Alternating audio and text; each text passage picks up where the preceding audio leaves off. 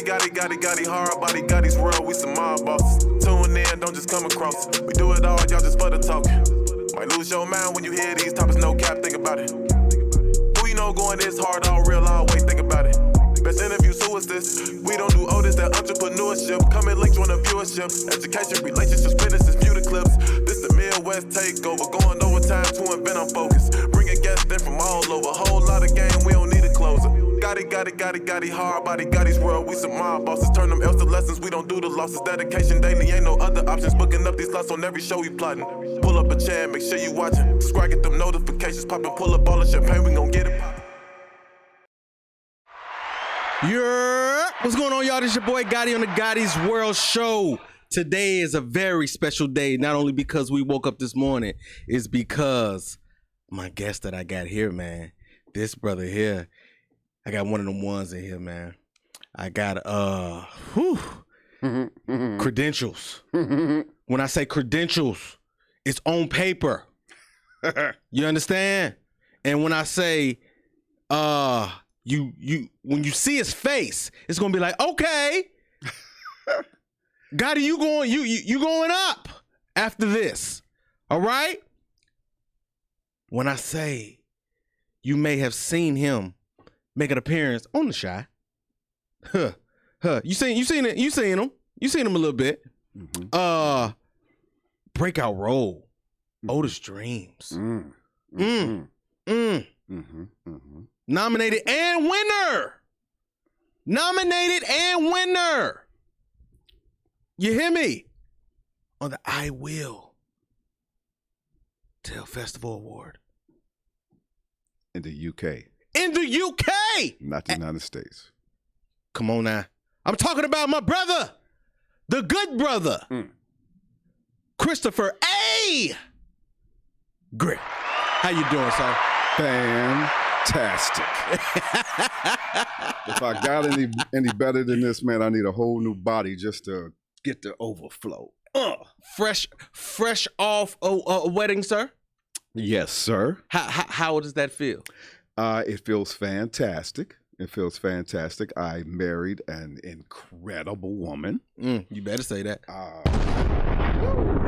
She is the bomb diggity. Yes, indeed. Oh, she's watching. There you go, baby. Hello. Yeah, Miss Felicia Greer, screenwriter, model, operating room nurse. Bam, baby, you do so much stuff. Actress, book writer, author, and I'm about to get her doctorate, an honorary doctorate. So y'all got money. Y'all got a little money somewhere. We got a couple of dollars. Can I hold some? Didn't you just tell me you don't know you ask? Yeah, you can ask. Yeah, whatever. Now what the outcome might be different. You might get a no, but it ain't gonna hurt to ask. It ain't gonna hurt to ask. Never do. And by the way, I gotta put this on here because I'm so proud of my baby. She is thank you. You are our director. She's a movie director and producer. You better say that. The girl is bad. You better say that. And you better say that, man. And plus, you find it in gnat hair. You ever seen hair on a gnat? It's super fine. You can see it's so fine. It's so fine. Yeah. Oh my God, she's so fine. Oh my God! And she's getting the Lifetime Achievement Award with Trinity International University, along with her honorary doctorate. She's already a nurse with a master's. Yes, indeed. Doctorate. Yes, indeed. Bam. So you had. Yes, sir. So you had to marry. You had to. I had to. You had to. You know what? It's just doing you justice. You know, the wild thing about it is when I first met her, we met on a movie set, a movie called Two Wrongs Don't Make It Right. We shot it in Dayton, Ohio. Okay. And I walked in and she looked at me and she said, he can get it. And I got it. But other than that, she chose me. Which was it blew my wig back for real. Well, it's always good to be chosen. Within 10 minutes of meeting her, I proposed to her. Wow. She was a total stranger, and after about it was like 10 minutes, I was like, you know what? I want to change that N. Her last name was Green. Mm-hmm. I said, I want to change that N into an R. Yeah. She said, I'm down. I was like, well, as the new generation would say, you know when you know. You know when you know. You know when you know. Mm-hmm. Okay. Mm-hmm. But moving on. Yes, sir. Let's get it to you though. Yes, let's get it to you. Mm-hmm. If you don't know about this show, we get into the person, we highlight you to get to know you. My audience wants to understand who you are, the person behind the camera. Okay. You know what I mean? Cool. And we go from the past, present, and the future. Sounds good. So let's go ahead and get into the past. But first, how we start this show off, before you go out into this crazy world and before you get into this space of I gotta work, I gotta do what I gotta do, how do you center yourself in the morning? Wow. Center myself in the morning? Before you get your day started. Yeah, because the morning starts kind of super early. Yeah. It starts about 5 o'clock. And mainly I don't sleep that much. I sleep like in 4-hour intervals. Oh, man. I am what they call it, a night bird. And night owl. I'm a night owl and an early bird. So I'm up all night and I'm up early in the morning. And then I had to take my little nap like a 4-year-old during the day. Yeah. Ain't no wrong with them naps. You need them. You need them naps. But roughly what it is that I center myself by doing a lot of meditation and doing a lot of, since I don't sleep, I have nothing else to do or study some scripts. But if I don't have to study any scripts, meditating, just trying to get my mind together, throwing everything through my head that was probably necessary and unnecessary. But, that's how I kind of like center myself. And then I get moving somewhere around like 9-ish. Then 10-ish, I probably might get out the bed. And then 12 is like, I'm rolling. You rolling. Gotcha. Rolling. Yep. Now, as far as with the meditation, because I want to get into it. I really want to get into it, but my mind don't stop moving. Okay. So how does one actually properly meditate? Okay. Well, first of all, what you need is either total silence or you need some type of sounds or music that's going to get you get everything out of your head. Because with us going through everything that we go through in life, we have all kinds of different types of things just hitting us left and right. Yes, sir. So what you can do is you can go to YouTube, and I'm a manifester. Me and my wife are manifestors. Yes, sir. So just like I manifested her, I prayed on her and manifested her back in 2019. You love that woman, don't you? I love that woman. You love that. I know. I feel it. I understand. I'm in the same boat, sir. Man, I'm in the same boat, so I do understand. Go ahead. You just don't understand. I get you. But I anyway, get you. We're manifestors, and what we do is we listen to manifesting music and sounds. Some people, and hope I don't get too deep. Some people are on a low frequency and they vibrate really low. For a number of years, I vibrated a little low, very low.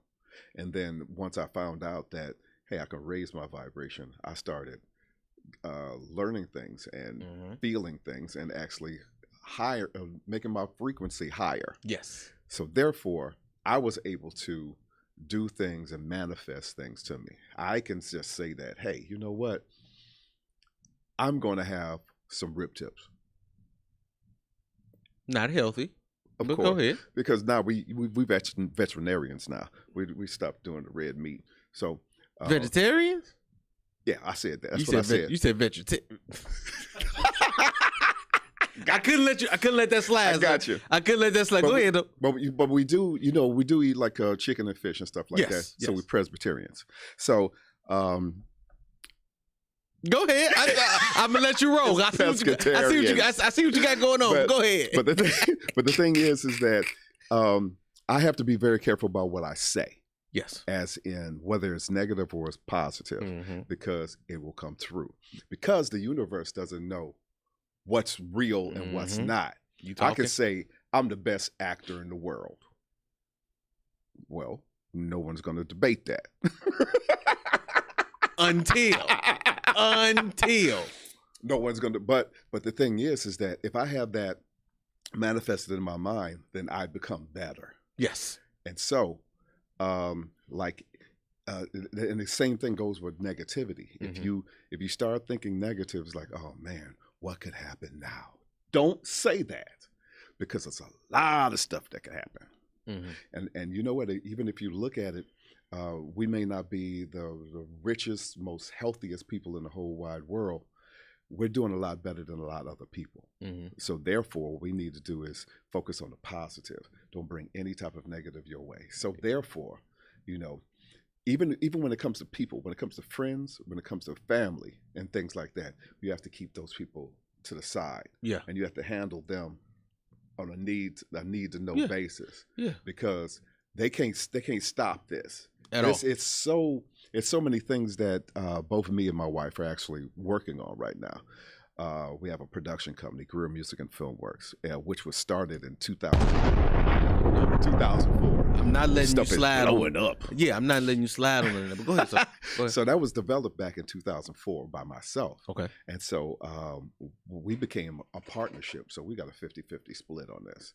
We have over 20 to 25 films that we're going to be producing for the next 3 to 5 years. Do you already have your actors and things like that? Nope. Actually, Come on now. Actually, now we just said mm-hmm. you gotta act. Mm-hmm. Ask, yeah. Dro, you feel me? You ain't got What's no happening? You ain't got no problem. Okay. Just let me know. Okay. Just let me know. But we have a film that we're going to be producing. The first one that we're going to be producing together for Greer Music and Filmworks, which is called 14 Knots. It already has the financing of it. It's going to be shot in Greece. We're having one of the top Grecian. Is that what it is? He's from Greece. Grecian actors. Wow. He's like Tom Cruise over in Greece. Wow. He's going to be in this movie. Wow. Now, all of these things we're manifesting, we're bringing towards us. It's like over 20 films, and all of these films are already financed. Wow. So, a lot of people are going to get mad. They're going to get mad at me. They're going to get mad at you once you start manifesting things, because now you ain't messing with Riri and Boo and them. No more. Yeah, they already did. You know, I didn't stop drinking. I don't smoke. Because I need to be 95, 102, 115 years old. You need to be present to spend this money. You get me? Oh, yeah, man, I'm serious. Yeah, so the right way. Exactly, and you got to be healthy in order to do that. Yes, sir. You know, I'm a diabetic. I'm kicking that in the butt. You know, all kinds of stuff that's been bothering me. That's been making me making everything low frequency and making me just like vibrate low. I'm getting rid of it. There's no room for it, and so that's how. I don't know. Did I answer the curl is curling. And the curls are curling. You hear me? The curls is curling, sir. Thank you. You know what I'm saying? Even with the the salt and pepper, you getting it looks good on you, sir. My father was Blackfoot Indian. My mother is Cherokee. And so they got together, and you know what they did, and this is what happened. My father's hair was straight and curled up in the back. My mother's hair was wavy, and so that's what I got. Well, my mom and daddy was, you know what I'm saying, straight, you know what I'm saying, straight black, straight nigga. You know what I'm saying? So, you know what I'm saying? I just try to make the waves look like this. But when I get my hair cut, or, you know what I'm saying, put the shampoo and do like that, and I put the do-rag on. but the thing is that, you know, and I know we probably getting off a topic, but you know, we're talking about everything. This is Gotti's World Show, man. We're talking about everything. It really ain't. I'll go left in a second. Yeah, I'll go left. Yeah, but you know, growing up, everybody else had, I would say, normal black hair, whatever that would be considered, and I actually liked the normal black hair, and I was ridiculed. Because we had two poodles. One was named Ernie and Bert. Wow. And me and Bert had the same grade of hair. Speaking of that though, what was it? What did it look like through your eyes as a child in your household? Wow. I grew up with both of my parents. My father was a janitor for the school system. Okay. At John Hope Academy, which was on 55th and Low. My mother was a teacher aide at Washington High School out on Avenue O. So Growing up, I had kind of like the best of both worlds. Yeah. My mother was from down south. She was from Mississippi. My father was from Chicago and the projects. So I had a good mixture of what was going on. Yeah. But when it came to growing up in our family, I would say that I had a strange combination of love. A strange combination of love. Because my mother, of course, was the person that was giving the love. My father, anti-love. Don't touch me. Get away from me. It was a man's thing. He was a man's man. Man's man. And so the thing is that I took a little bit from both of those, and it developed into who I am, because I'm kind of like a mama's boy, but then again, I'm a daddy's boy. You know, I took care of my father, and both of them have passed on, and I took care of my mama until she passed on back in 2020. So I got a little bit of both of them, and which is a good thing, because I am a 100% man. Mm-hmm. But then again, I have a type of I can relate to women on a feminine level, because my mother instilled in me love. So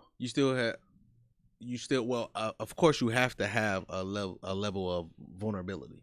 Yes, you have to have that. Yes. So that's why my next question was really going to be like, with a child, even now, because we can kind of see where a boy not having love can stray. Yeah. You know what I mean? Mm-hmm. So with your father actually being a man's man and not really kind of like showing love like that, like, did that affect you in any type of way? And did you see it later on down in, you know what I'm saying, in your journey? Oh, yeah. You know, and how did you correct it? That is exactly what I was going to touch upon. I try, sir. The wild thing about the way that I was raised, I went to Chicago Vocational High School, CVS, mm-hmm. Crime, Violence, and Sex. That's what it was. Yikes! And so, damn, son, where'd you find this? Go ahead. So I was in the band, and the band, I don't know if you are familiar with HBCUs, mm-hmm. and how they pledge the band and things like that. Mm-hmm. You know, you get abused. And so that happened. I heard. So that happened in high school. The clarinet got forced on you, didn't it? No, I played trumpet. The trumpet, okay. Yeah, because I was a guitar player at age 7. I started playing guitar at 7. Okay. And by 13, it's like, you can't play guitar in a marching band. I was like, hey, you could have somebody wheel the amp. Chris, change your ass, man. All right. So I loved Doc Severinsen of the NBC Orchestra on the Tonight Show with Johnny Carson. Yeah, I aged myself. Yeah. Oh yeah, you're like, huh? I'll let you go. I'll let you go. And so I picked up trumpet. Now during my time at CVS, it was a type of college atmosphere, which actually made us grow up sooner. Mm-hmm. You know, we were drinking and drugging and sexing and all the rest of the other stuff. Yeah. And on top of that, we were actually being very strongly disciplined. And we went through times where students were jumping on students within the band.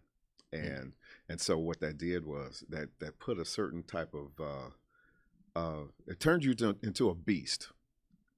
So put a pin in that. With that being said, once I've realized that, which was somewhere around age 50, that it was brought to my attention that, why do you drink so much? Why every time when somebody wrongs you, the last thing you say is, at least they can't whoop my ass?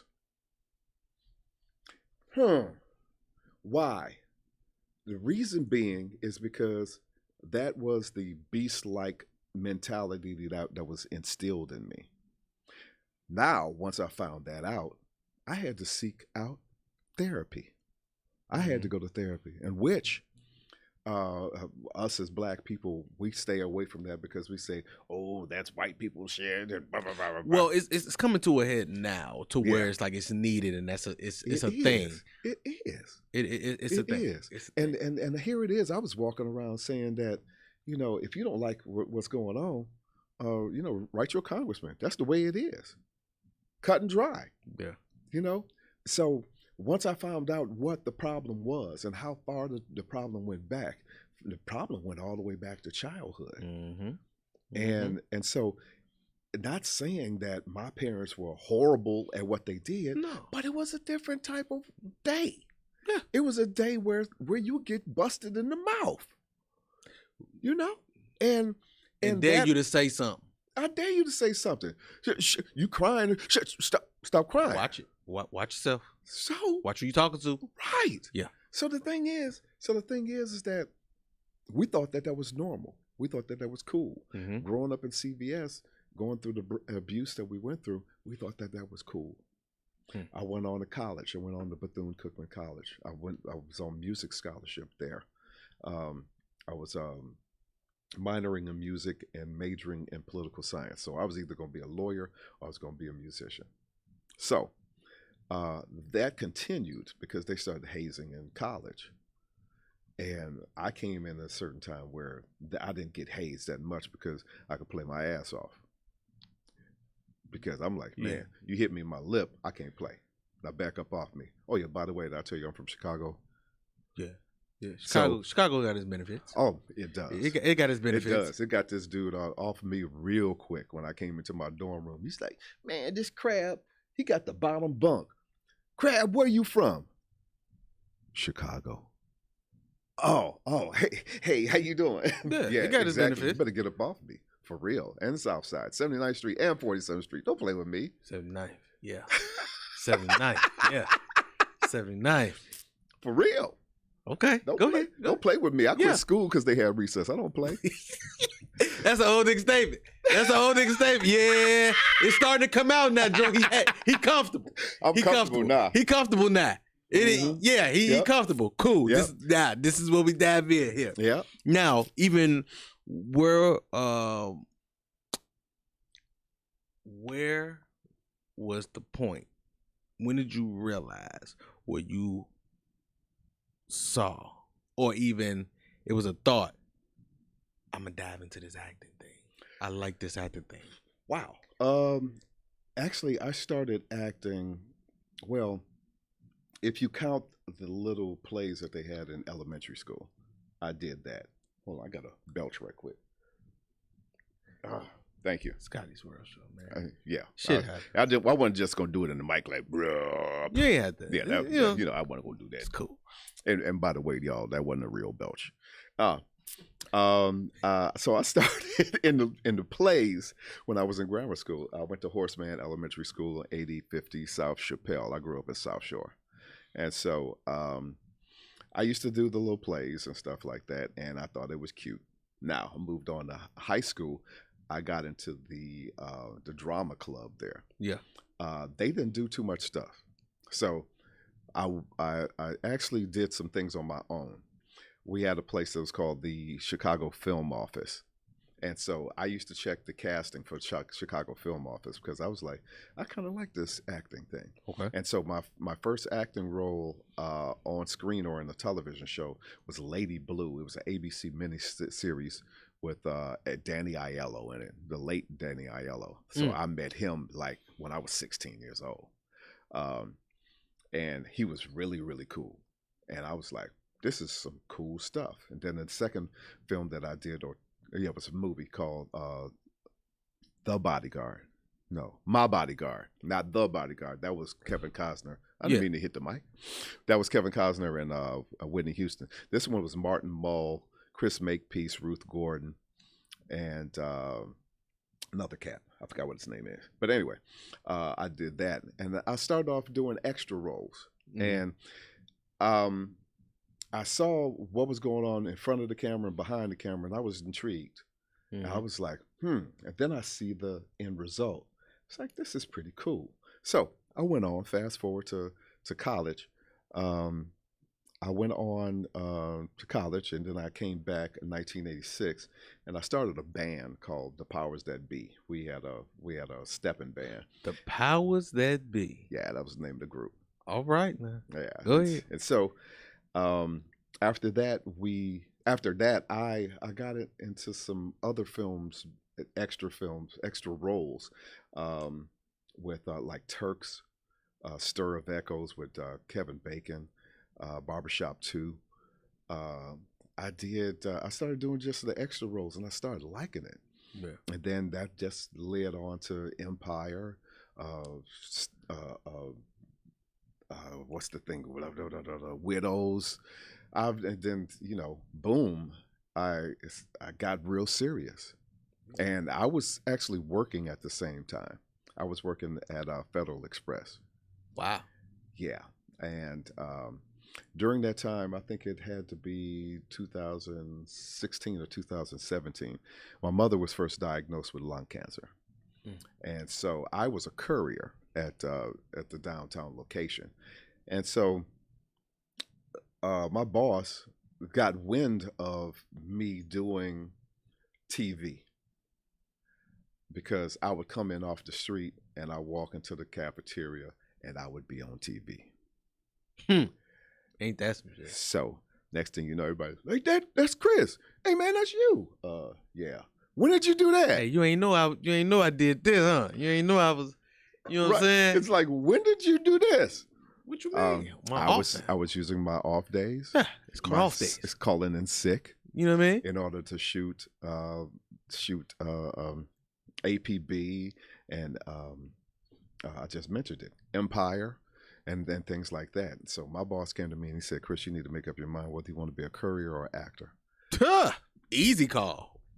And then I found out that I could not get what's that called? Friends. I couldn't get off time in order to take my mother to the doctor. Oh, that was really. So I said, so if I miss work taking my mother to the doctor, I can be fired. Yeah, pretty much. So I said, I'm gonna save you some time. Say less. I reached into my backpack in which I kept my what do they call that? My 2-week notice. I kept it. Just all you have to do is just fill in the date. I kept it in my backpack. I put it in there in February. In October, I filled it in. Bow. Yeah. I'm out of here.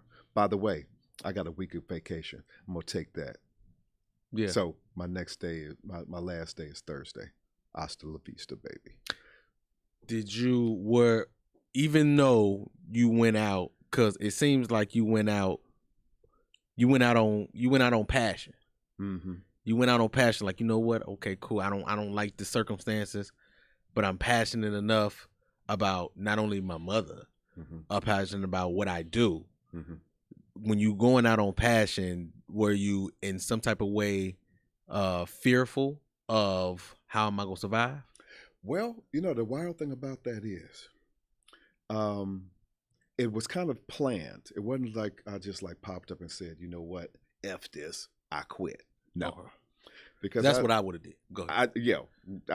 The thing is that I had Williams. Those are bigger bills. I had big bills. We called them Williams.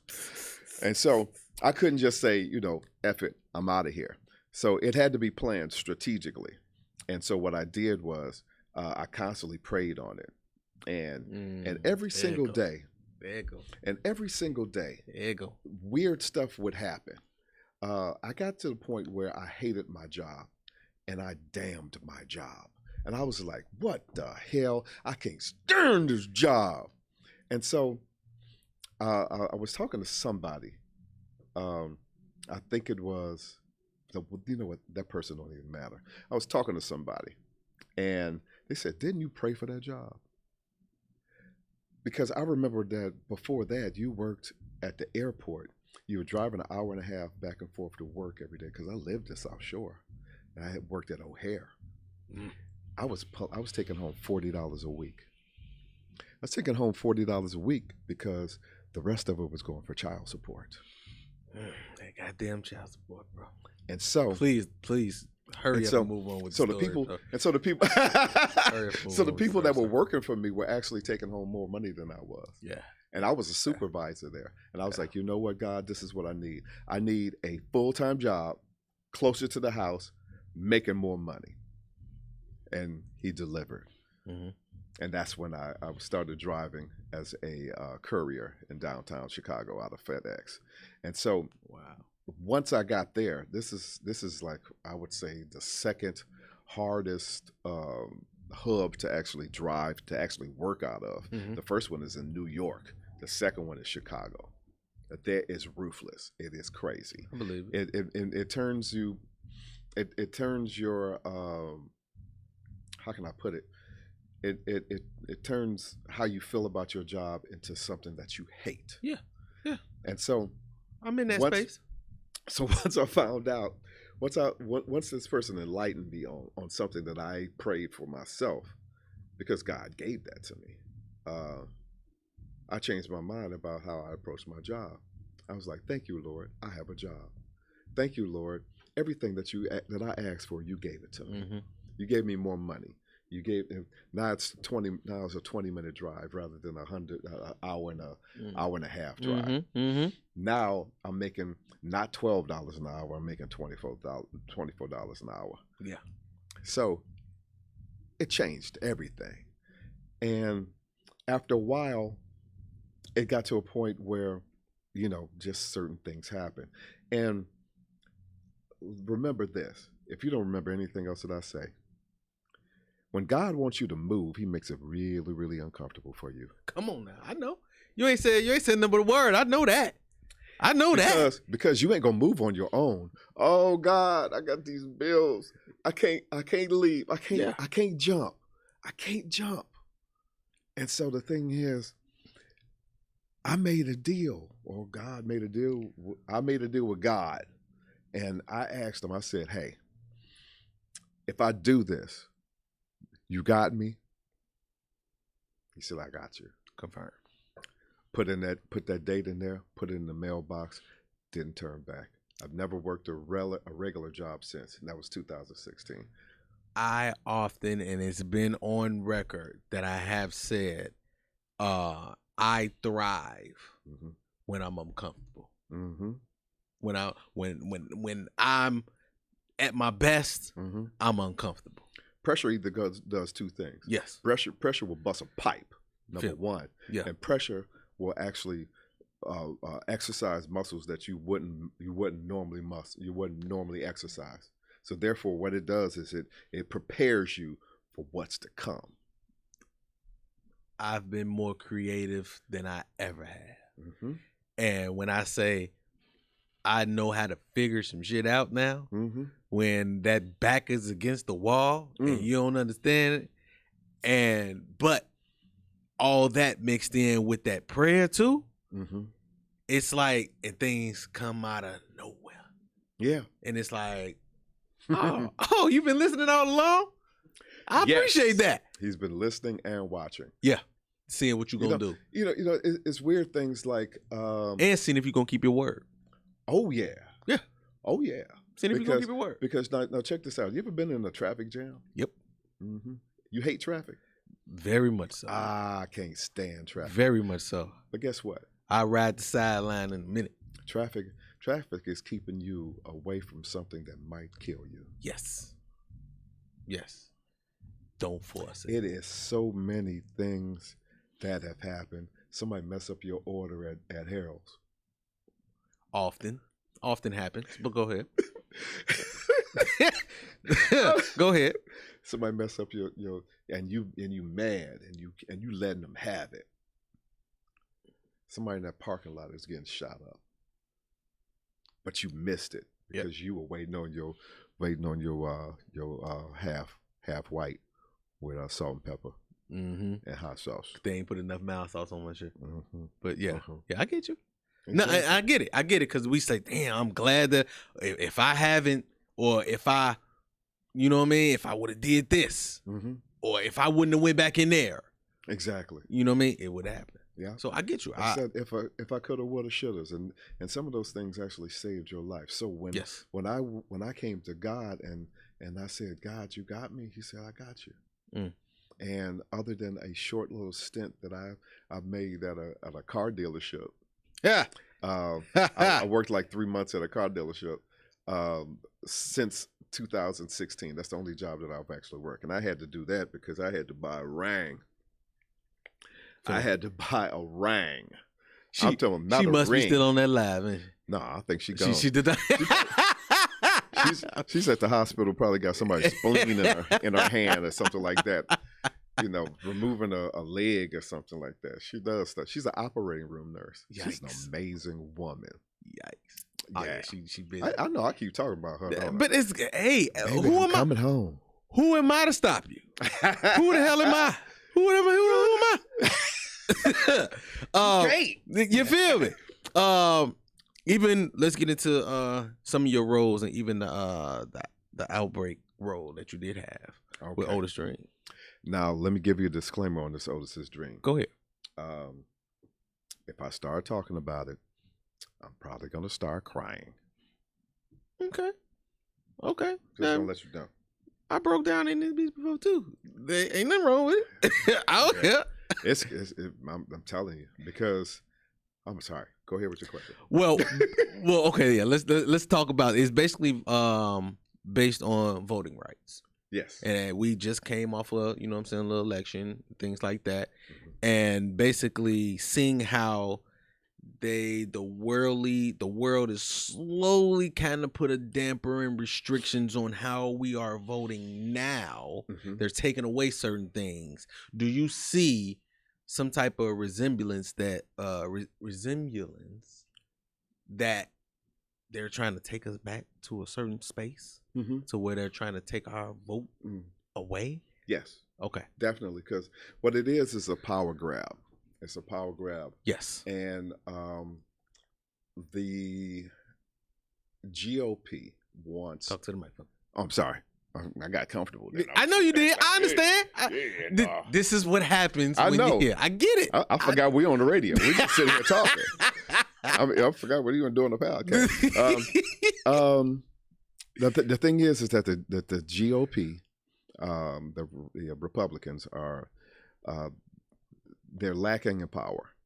So they will lie, cheat, steal, whatever, in order to remain in power. So they can pass their legislations that's going to help out their fat cat buddies. Because that's all it's about. Not saying that the Democrats are not on that same type of power and money grab, but the thing is that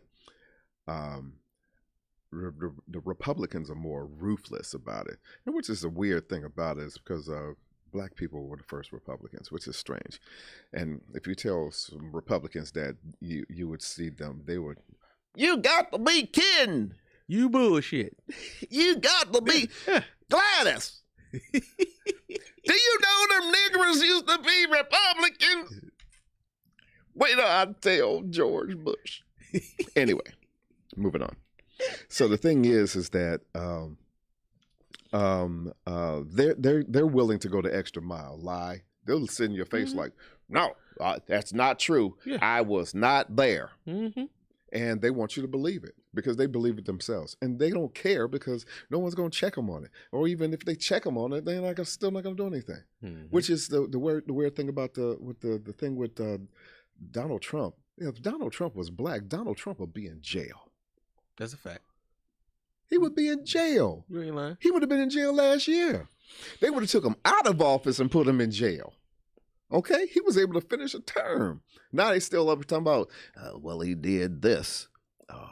But that's not that bad. It's okay to rape 13-year-old girls. We're going to overlook that. We're going to overlook that. This still don't make him a bad guy. Come on, man. For real? Seriously? So the thing is that as long as they could suppress the vote when it comes to Black people, because for one thing, I'm not against anybody. I'm not I'm not a racist. Well, I can't be a racist because I'm Black. You know what you know, though. But the thing is that the Caucasian race is dwindling. It's not that many of them. There are more Latino and Black people. So therefore, in order for them to get their referendums and their stuff to be passed on, they need less black and brown people voting for it. So if they can control that, they can control the money. They control the money, they control the power. The money and the power. That's all it is. That's all it is. That's all it is. Yeah. Now, even with you being, what is the connection to you that you have to make to this role, that role that you played? Oh boy, here comes the waterworks. When I was first selected for this role, matter of fact, shout out to Christopher Nolan, the director. Man, super director, super producer. One of my very close friends since the 80s. And he gave me a call and he said, "Hey man, I got this role that I'm gonna throw your hat in the ring for this." It's a small little film. It's a small budget. They don't have that much money. And I'm gonna shoot you the script. All right, cool. I'm down. Chris, I didn't even know that you knew that I was still alive. But anyway, because this dude had made like 28 movies and I ain't been in none of them except for one. Anyway, just so happened to be.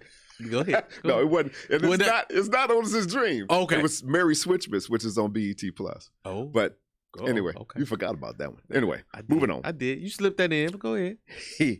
So he sent me the script, and I read the script, and I was like, man, hellified story. I got to the end, and I was like, you know what? I know who this is. This is Pastor Otis Moss III, who is the senior pastor of Trinity United Methodist Church of Christ, God in Christ on 95th Street. This is his grandfather. And I was like, wow, this is the dude that Oprah Winfrey was talking about when she was rocking the vote back in 2000, when she was rocking the vote back in 2004. Wow. This is the same dude. And I was like, wow. Because you can actually Google that or YouTube it, that the reason why, well, Oprah says the reason why she votes is because of Otis Moss Sr. And so what happened is after we finished the film, matter of fact, our next guest that's going to be on Lights, Camera, Action, Mr. Keith Walker, Oprah's cinematographer and director of photography, reached out to Oprah and said, "Hey, we got this movie about the dude that you've been talking about." Oprah said, "Let's get him on Super Soul Sunday." So Otis Dream was on Super Soul Sunday, the Sunday before the election. Hold on. What? Stop. What? Did you hear what you just said? Yeah. I reached out to Oprah. Yeah. The contact. I reached out. Yeah. Slight flex, but go ahead. Slight flex. I understand. Yeah. And so my friend Keith Walker reached out to Oprah and they said, "Hey, we just finished this film about the guy that you were talking about, Otis Moss Sr." And she said, "Get him on Super Soul Sunday." They went ahead and they set up a studio in Reverend Dr. Moss's house. Oprah's crew came in with a truck. Boom. Next thing you know, they clicked it on. Oprah was in front of them. I was like, damn, that is cool. So Reverend Dr. Moss got the interview with Oprah. Too bad I didn't, but that's okay. I assume she know. The wild thing about it is that I went to bed that day knowing that Oprah Winfrey knows who the hell I am. That's it. That's it. Do I need more? Not so that really. means that if Oprah knows who I am, Tyler Perry knows who I is too. You hear me? So, because he's part owner of own BT. Well, BT BT Plus. No, BT. Right, BT Plus. Yeah, exactly. You see what I'm saying? Yeah. I know. Yeah. I know what I'm doing. Exactly. Yeah. I got you. Go ahead, sir. Go ahead, sir. And so when excuse me, when I was selected to play the role, I was just like, I was blown away. And the way that it was brought to me is that it's a small little church movie. We don't have a big budget, and that's how it was brought to me. So I said, I want to do it because I feel that it's a movie that needed to be made. And I did my research. Yeah. He was a sharecropper in the 1940s. He had something that was called a sharecropper's gait, which is the way that he walked. So I Googled that, and they didn't have like an example of it. Yeah. So what I did was I was like, sharecropper. My grandfather was a sharecropper. Anderson James was a sharecropper in Mississippi. And I knew how my grandfather walked because I used to walk with him up and down 47th Street. And it was like going forward and side to side at the same time. It's like, and so you just take your time. And so that's what I did. I adapted that type of walk. I listened to Otis Moss Jr., who was a very prevalent pastor in Ohio, who was very, very instrumental in the equal rights movement with Dr. Martin Luther King. He was side by side. And so we're talking about deepness. Yeah, you win. So what I did was I listened to some of his excuse me. I listened to some of his sermons. And so that's how I got how Otis Moss should sound. Gotcha. So now I know how he walks. Now I know how to sound. Now all I do is just cut down the mustache, make a little pencil, and do my thing. Wow. Yeah. Wow. One more thing before we move on. No, go ahead. One more thing, which was really wild. Once they released that film, which was released the weekend before the election, between the election of Trump and Biden, it was instrumental in turning Georgia from red to blue that year. And one of my cousins called me up and he says that, did you know that Otis Moss Sr. is buried in our family graveyard in Georgia? Ain't that something? Full circling. It was meant for me to play that role. Certain things is just for you. It is. Certain things are just for you. Yeah. Do with that being, because millions of people saw that. Yeah. Millions of people saw that. Yeah. People might sleep on it, but millions of people saw that. Yeah. With that being known, do you feel like it's still another level that you have to hit? Yeah, it's another level that I need to hit above that. And I love that. I love all of the outpouring of love I've gotten from that movie.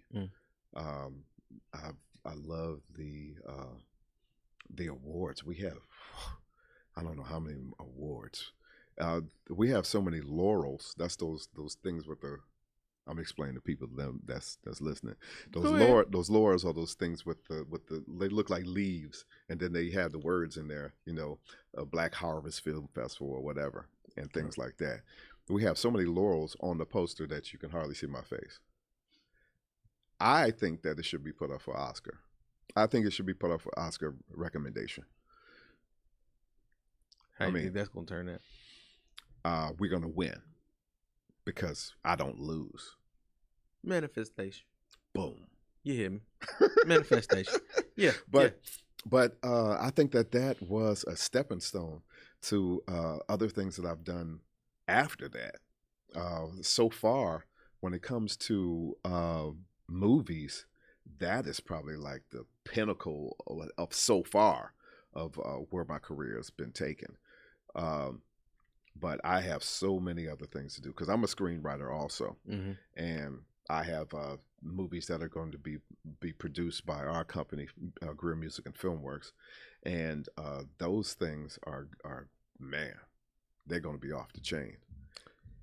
Do you feel like matter of fact, not who motivates you, because it is a lot of producers and screenwriting producers that are doing it in a major way, the David E. Talberts, the Tyler Perrys, and etc. Do you feel like you want to hit that level of success, and do they give you motivation just to keep going? And are you looking for maybe looking to help another inspired actor or actress to put in your film? Yeah. Matter of fact, David E. Talbert, I met David E. Talbert in Washington, D.C. I went to one of his symposiums. And so I learned $1,000 word. Go ahead. Symposiums. Yeah. Never heard of it. That's a meeting of a whole bunch of people together. Yeah. Okay. About one thing. Yeah. So I was talking with David E. Talbert, and I learned so much when I went to Washington to speak with him. He taught me a lot of stuff about acting, about leaving it on the screen. Yeah. And when I look at David E. Talbert and Tyler Perry and what they've accomplished, man, it's fantastic, and it'd be a wonderful thing to inspire to. They have inspired me, and they have inspired others, and I want to get to that level. But right now, I'm riding the wave of where God wants to take me. I mean, that's what they have done is wonderful, but that might not be what I want. I might not want a big studio. That's a big studio is a big headache. Yeah, that's a bigger headache. Hell of responsibility. And it's hard enough just to run my house. I heard that's it. If that ain't the most truest thing I've ever heard, it's hard enough to run what I got going already. And man, and on top, boy, you preaching now. And on top of that, I don't even run my house. I don't run my house. My wife, Felicia Greer, runs my house. But you know what? Let me explain this. I try. I'm the king. I'm the king of my castle. Yeah, I'm the king. But I'm not the boss. I saw the boss's job. I didn't want it. My wife runs the house. She runs the house. She keep, you know what I'm saying? She do what she got to do. I just keep it in order. Mm-hmm. You know what I mean? So she run it. I let her run the operation. I just keep it in order. I'm just like the final say so, and then she just lets me think that my opinion counts. She said, let me run this by you. We're gonna take the roof off the house, and we're gonna put plexiglass so we'll be able to see the sky. And I'll be like, that sounds like a good idea. Now I don't know if that was a Dro, was that a flex or was that a No, that's not a flex. Take the roof off. Take the roof off, the sucker. Take the roof off. Take the roof off and put back so they can see outside. Flex. Flex. I take it as a flex. Okay. You never know. Yeah. Okay. You never know. All right. But yeah. But the thing is, I'm the king, but she's the boss. Yeah. She runs what, and I say that. I say that on camera. I say that in front of people. I say it in front of her. Yeah, you know it. She know it. She know it. Do you feel? Did I answer your question? You answered it. Oh, okay. No, you answered it. You answered it. Because I even with helping. Hey, Nikki Dillard. Even with helping other actors and actresses. Yes. I have I want to dabble. I don't know how good I might be, but I might dabble. But I have a personality. I have a I'm charismatic. You look but also I see something in you. But also I have a few actresses that want to get into it. My homie Marley, she Mm-hmm.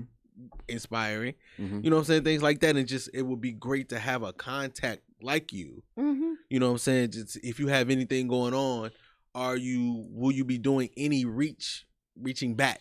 Yes, that was the second part of your question. Yeah. Yes. Soon we will be doing. That's a two-part question. Okay. Soon we're going to be doing casting for our other films that we have coming up. Yeah.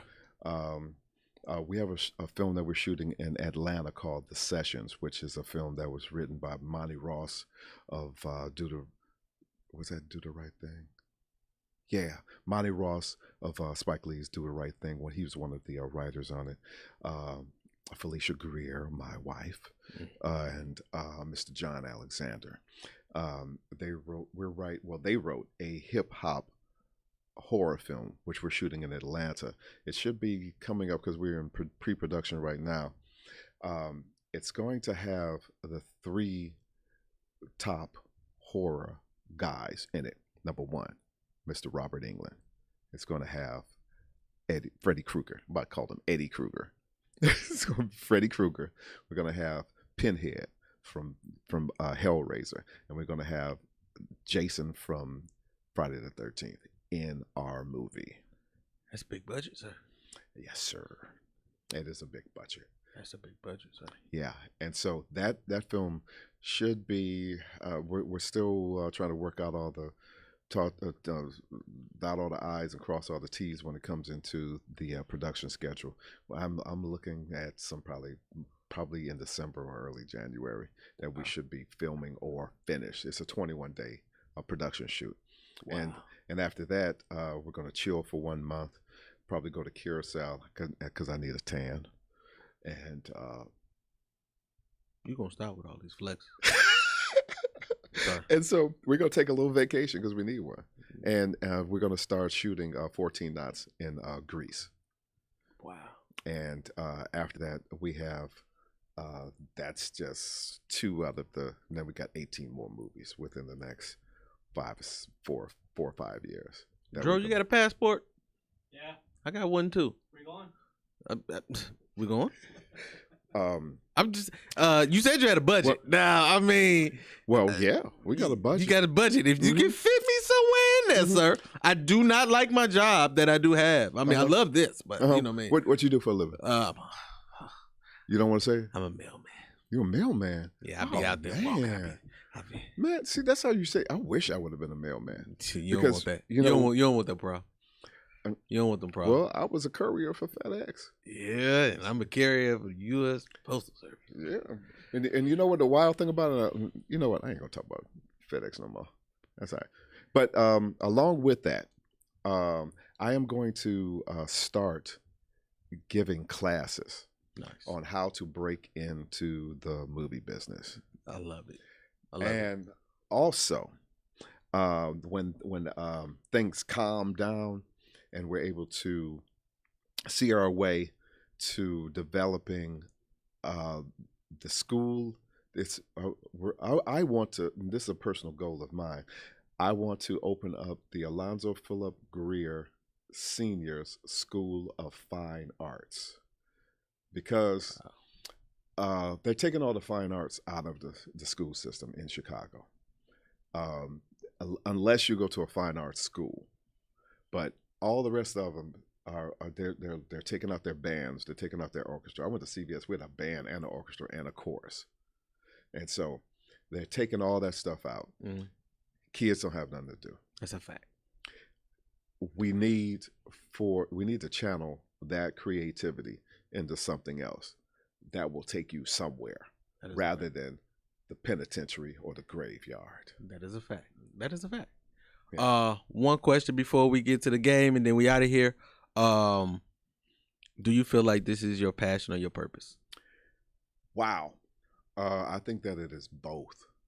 I think that I've been put on this earth in order to enlighten people, to show them what God has instilled in me. Mm. it's kind of like a ministry, and it's a ministry of love. Now, when it comes to passion, yes, I'm very passionate about what I do.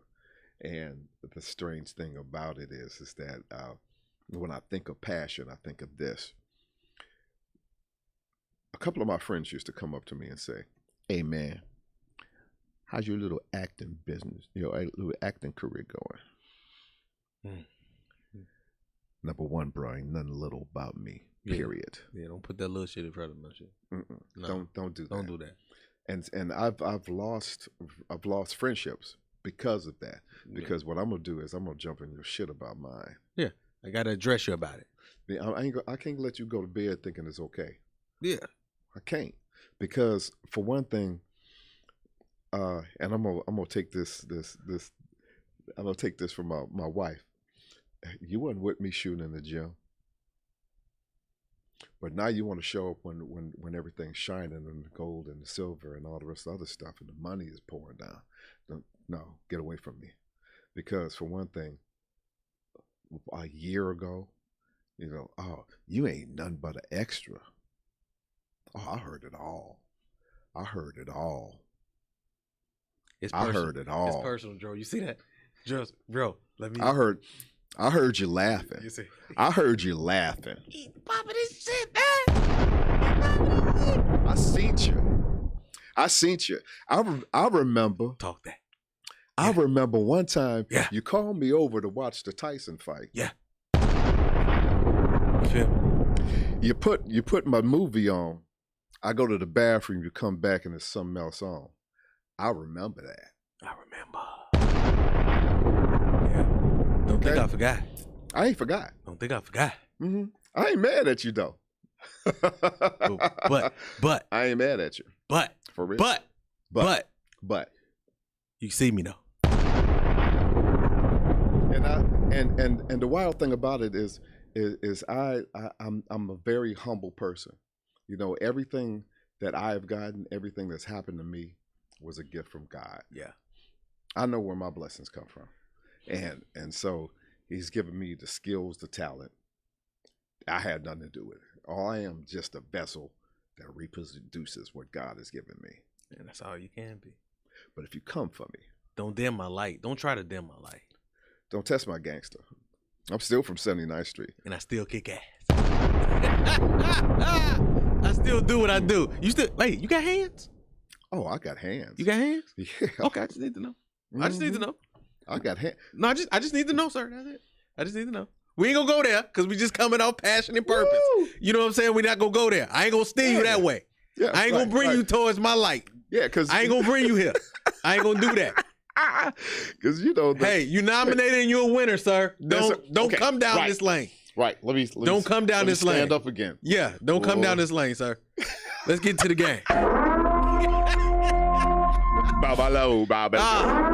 All right, so I got a game. It's called the 10-name game. 10 names. So basically is I fire off 10 things or 10 names. You got to give me your answer in a one-word answer. So basically if I say movies, the first thing that come to your mind in one word, what would you say? Titanic. Boom. That's it. That's the game. That's how the game go. Okay. One word. They all random. 10 things, 10 names, whatever. Whatever I throw at you. It ain't no time period. Ain't no time Ain't no period. time. Okay. Ain't no All right. time period, but we on the time. Well, okay. Gotcha. Okay? Yeah. All right, Take here your go. time, but hurry up. You know what I'm saying? Hurry up. Hurry up. Hurry up. All right. Here you go. Here you go. You ready? Yep. Therapy. Healing. Love. Wife. Your parents.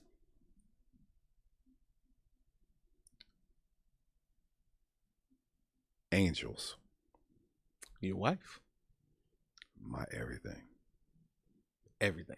So Everything. everything. Everything. All right, cool. Producing. Passion. Otis Dream. Truth.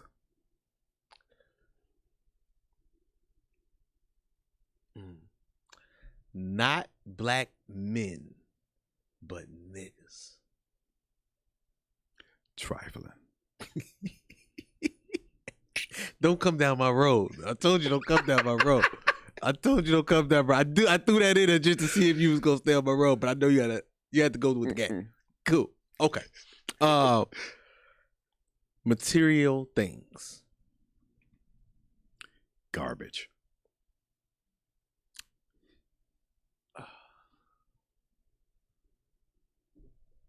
Oprah. Queen. Last one.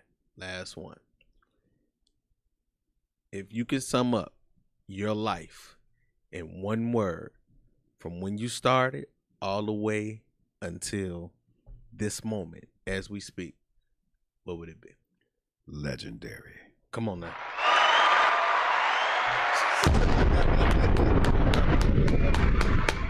All right.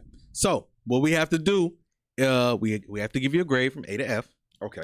Brother Dro, you know how this game go. We can't be biased because he is a nominated winner. We can't do that. And he's been in films and he know Oprah. We can't be biased. So go ahead, Dro. What you give him? I give him an A. And why an A, sir? Quick responses. Mm-hmm. And that's all I got. That's all you got. Okay. No problem. I get that. Thank you very much. I dig that, Dro. Okay. Me, I definitely give you an A+, sir. My man. Just because you're very righteous, but you're ratchet at the same time. Wow. And I love that. I love that about you. It is very truthful. And I heard the passion in your answers as well. Yeah. And they were very realistic. Oh yeah. You know what I mean? So yeah. I definitely give you an A+ on that, man. Please tell everybody how they can get in contact with you and things that you got coming up. Okay. You can get in contact with me. I have my public figure page, Christopher A. Greer. Also my personal page at Christopher A. Greer. We also have my company, Greer Music and Filmworks. That's at also GreerMusicandFilmworks.com. Our radio show, me and my wife Felicia Greer, we have a show called Lights, Camera, Action, and you can also have a Facebook page for that. Yes, sir. You can hit me on Instagram at Chris Greer 64 and also at Greer Music and Film, and Twitter at at the real Chris Greer. I was really feeling myself when I made that up. Hey, it be like that sometimes. Then you gotta, be like, okay, this is not professional. Right. It is not professional. Let me change it just a little bit. I had to pull it back in. Y'all already know where y'all can find me, man. Official_Young Gotti on Instagram. Also, my other page, The Gotti's World Show, at The Gotti's World Show. Also, where you can find all this dope-ass content and all my interviews, G World Media on YouTube. Y'all just go ahead, hit G World, like, subscribe, and comment on that, and watch all my interviews, man. We already monetized on YouTube, so just go ahead and run the views up, man. Might as well just go ahead and run the views up, see what I got going on up in here, and just watch, get this information. Get some of this healing that that come through the screen, all right? Because it is a little bit of healing in some of this ratchet shit that I be throwing out there too. You know what I mean?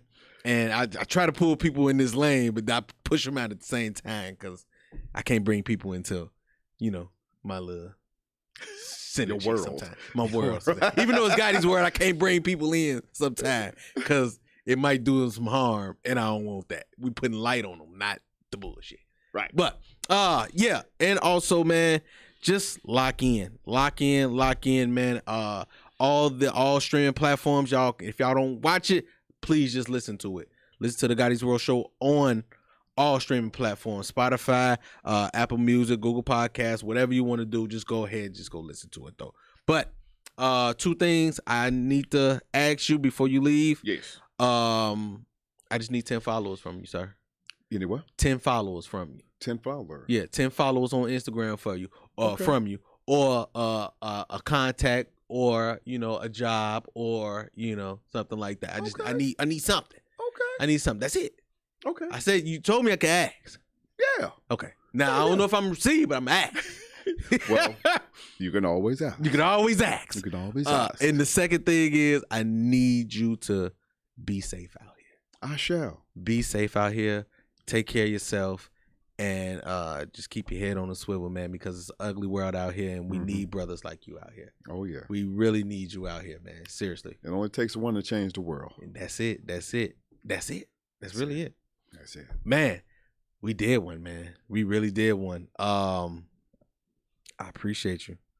I really appreciate you, man. I appreciate you asking me to come by. Man, this is real. This is real, and just knowing you and having a contact and just meeting you personally, great energy. All right. Great energy, man. Christopher, hey! I need to put something in the young guy. I need to put cause that's how you know you got some money. If you put a thing in there. You put a little initial. Yeah, put a little initial in the like in Vivica A. So you're right, Vivica A. Taraji P. Henson. You know what I'm saying? Tyler Perry ain't got none, but he don't need it though. It's certain people that can get away with the shit. Oprah, she just one name. Yeah, that's it. Oprah, they don't even call her Winfrey. Young. I'm gonna figure it out though. Don't even worry about that. This is Gotti's World Show, man. Evian Studios, man. Dro, I appreciate you. The show wouldn't be shit without you. And Evian Studios, thank you. Thank you. Thank you. Mr. Greer, I appreciate you, man. Appreciate you. We out of here, man. It's the Gotti's World Show. We out of here. Yeah. Gotti, hard body, Gotti's world, we some mob bosses. Tune in, don't just come across. We do it all, y'all just for the talking. Might lose your mind when you hear these topics, no cap, think about it. Who you know going this hard, all real, all wait, think about it. Best interview, so is this. We don't do Otis, that entrepreneurship. Coming late, join the viewership. Education, relationships, businesses, view the clips. This the Midwest takeover, going overtime to invent on focus. Bringing guests in from all over, whole lot of game, we don't need a closer. Gotti, hard body, Gotti's world, we some mob bosses. Turn them L's to lessons, we don't do the losses. Dedication daily, ain't no other options. Booking up these slots on every show we plotting. Pull up a chair, make sure you watching. Subscribe, get them notifications popping. Pull up all the champagne, we gon' get it poppin'.